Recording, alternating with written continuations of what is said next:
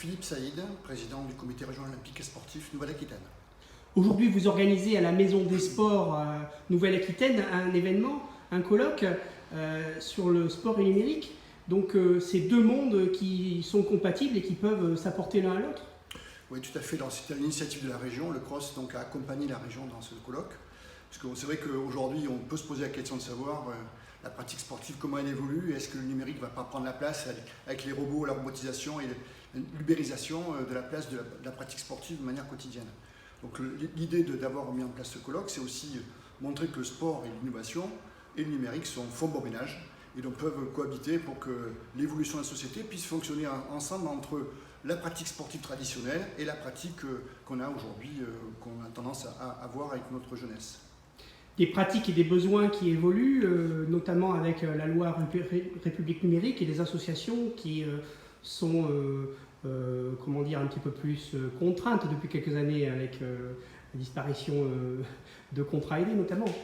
Oui, alors entre autres effectivement les associations sont prises en étau avec les contraintes budgétaires font qu'aujourd'hui les associations se posent des questions sur leur avenir.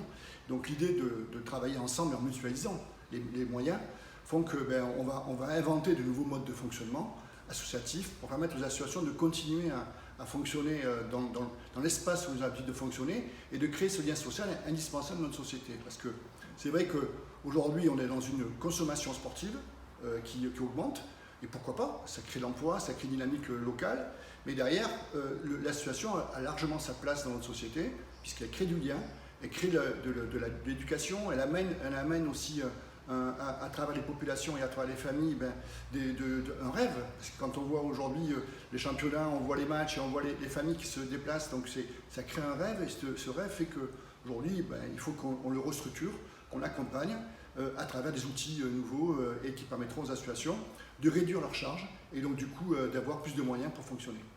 Un événement mondial imminent, enfin Paris 2024, est à la fois une opportunité et incitation à cette excellence finalement. Il est évident que quand on est sportif, ou même pas quand on est sportif, tout simplement français, le fait d'accueillir les Jeux Olympiques en France, c'est une opportunité et un rêve. Mais dans ce rêve, pour qu'il soit vraiment une réalité, il faut aussi y mettre des moyens. Et ces moyens, aujourd'hui, on a le sentiment qu'on est un petit peu à l'envers de notre fonctionnement. D'un côté, on a la candidature qui a été lancée, où ça crée une dynamique au niveau de tous les Français, de tous les acteurs qui transitent autour du sport. Et de l'autre côté, on a, au fur et à mesure du temps, des signaux qui nous font apparaître qu'on régresse un petit peu avec peut-être la disparition ou non du ministère des Sports, avec la suppression peut-être des CTS qui sont l'encadrement. Alors une préparation olympique pour les athlètes c'est un peu compliqué. Donc le mouvement sportif s'interroge là-dessus, même si on a l'habitude de rebondir et qu'on saura rebondir. C'est évident et on saura trouver des moyens pour accompagner les athlètes parce que c'est notre rôle. On s'interroge et on doit être vigilant et doit montrer aussi et annoncer aussi à la population qu'on ne peut pas avoir des jeux, on ne peut pas créer du lien social si derrière on n'a pas les moyens de faire fonctionner.